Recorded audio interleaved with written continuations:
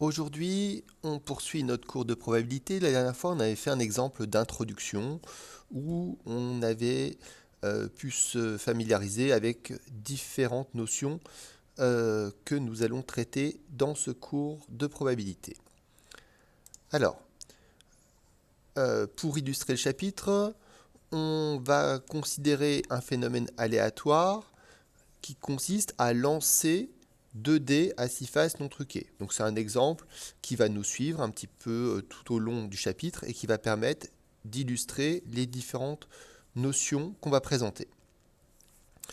Donc déjà, on va commencer par aborder le vocabulaire.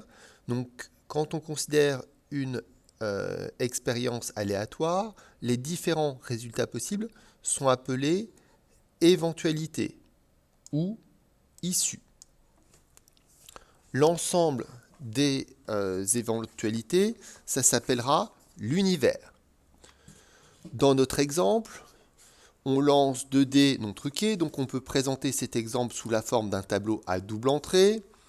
Ici, les colonnes vont correspondre au fait d'obtenir 1, 2, 3 avec le premier dé. Les lignes correspondent au fait d'obtenir 1, 2, 3, 4, 5, 6 avec le deuxième dé. Donc, si on essaie de déterminer les résultats possibles pour cette expérience aléatoire, on va dire que c'est possible d'obtenir 1 avec le premier dé et 1 avec le deuxième dé. C'est possible d'obtenir 1 avec le premier dé et 2 avec le deuxième dé, etc. C'est possible d'obtenir 2 avec le premier dé, 1 avec le deuxième, etc. Et puis, on peut continuer comme ça. Et si on fait cette liste de résultats possibles en le présentant de cette manière-là, le dernier qu'on obtiendra, ce sera 6, 6. Donc, si je veux matérialiser un petit peu ça dans les cases, par exemple, cette case correspondra à l'événement 4, 3. On obtient 4 avec le premier dé, on obtient 3 avec le deuxième. Donc il faut avoir conscience que ici, étant donné qu'on a fait cette représentation, on connaît le nombre total d'éventualités. Puisqu'ici, on a un tableau à double entrée 6 par 6, donc il y a en tout 36 éventualités. Si on en fait la liste, on en trouve bien 36. Qu'est-ce que c'est que l'univers? L'univers, c'est simplement un ensemble qui contient toutes les éventualités. On vient de les écrire, les éventualités, avec des points de suspension, mais c'est bien ce qu'on a fait. Pour former un ensemble de 36 éléments, on a déjà appris. C'est la notation avec les accolades. Donc j'écris mon premier élément, j'écris mon second élément, etc. jusqu'à ce 6, 6. Et voilà, j'ai ici l'univers qui est l'ensemble constitué de toutes les éventualités de cette expérience aléatoire. On vous dit, qu'est-ce que c'est qu'un événement? Alors, on a déjà rencontré des événements précédemment, mais d'un point de vue d'ensemble, un événement, c'est simplement une partie de l'univers. Donc ici, l'univers est constitué de 36 éventualités. Un événement, lui, il sera constitué de 5 éventualités, 10 éventualités. Pourquoi pas 36 ou pourquoi pas 0? On voit un exemple. Donc ici, l'exemple qui est donné, c'est les 2 dés sont multiples de 3. Donc vous voyez, cet événement, il est bien défini par une phrase, comme on a rencontré dans l'exemple d'introduction. Mais là, on va le présenter comme un ensemble, un sous-ensemble, en fait, de l'univers. Donc, je vais faire la liste des éventualités constituant cet ensemble. Qu'est-ce qu'on a comme éventualité où les 2 dés sont multiples de 3? Alors déjà, on peut prendre 3 pour le premier dé et 3 pour le deuxième. Ça, c'est une possibilité. On peut aussi prendre 3 pour le premier et 6 pour le deuxième dé. On peut faire l'inverse. 6 pour le premier, 3 pour le second. Là, on remarque au passage que l'événement 3,6 et l'événement 6,3, ce n'est pas la même éventualité. Et puis, on aura aussi 6,6.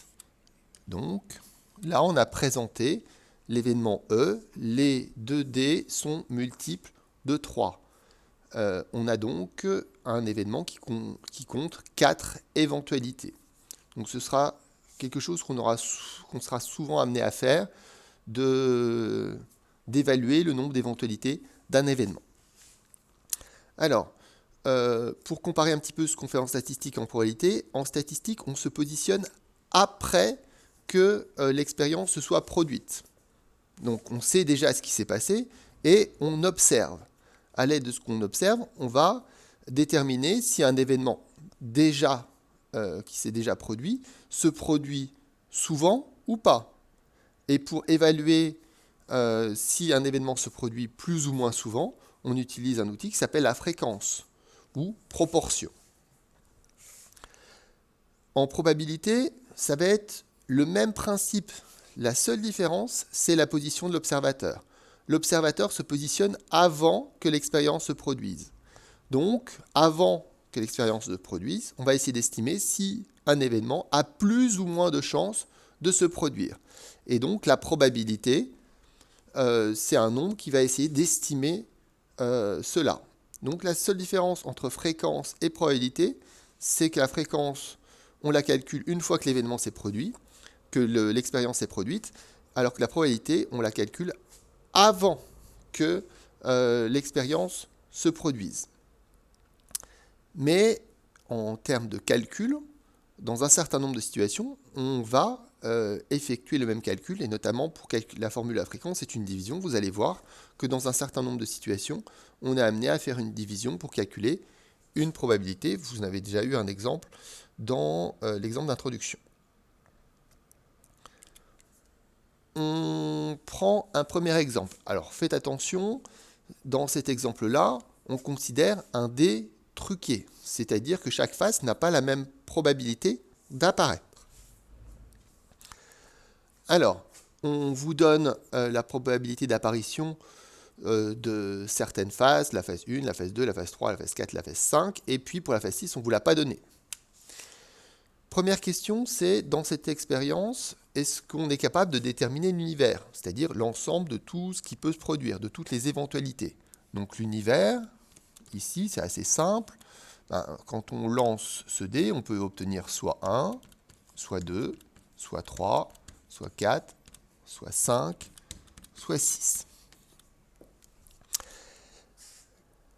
Quelle est alors la probabilité d'obtenir un nombre impair ? Un nombre impair, c'est quand on obtient 1, ou alors quand on obtient 3, ou alors quand on obtient 5. Eh bien, pour calculer la probabilité d'obtenir un nombre impair, on va calculer P1 plus P3 plus P5. Donc, 0,12 plus 0,18 plus 0,1. Et donc, on va trouver 0,4. Donc, là, on obtient, dans cet exemple, on illustre la première règle qui concerne les probabilités, c'est que pour calculer la probabilité d'un événement, il faut additionner les probabilités de chaque éventualité qui compose l'événement. Donc on a additionné la probabilité de l'éventualité 1, la probabilité de l'éventualité 3 et la probabilité de l'éventualité 5. Ensuite, quelle est la probabilité d'obtenir 6 ? Donc il faut avoir conscience que le total des probabilités est un nombre connu. En statistique, on dirait le total des fréquences, c'est 100%. 100%, c'est 100 divisé par 100, c'est 1. En probabilité, comme on ne présente pas les choses sous forme de pourcentage, en général, mais plutôt sous forme décimale, on va dire le total des probabilités est égal à 1. Donc, on est capable de trouver P6 parce qu'on sait que le total des probabilités est égal à 1. Donc, on va écrire que P1 plus P2 plus, etc., P5 plus P6, tout ça, ça vaut 1.